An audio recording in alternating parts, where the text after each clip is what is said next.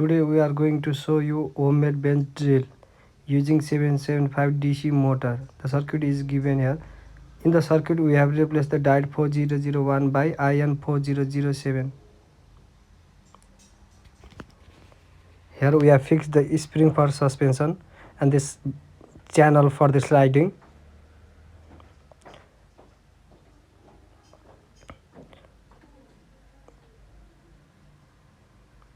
An adapter with chalk for 775, and we have made this homemade speed controller using IRFZ44N MOSFET and 555 timer IC.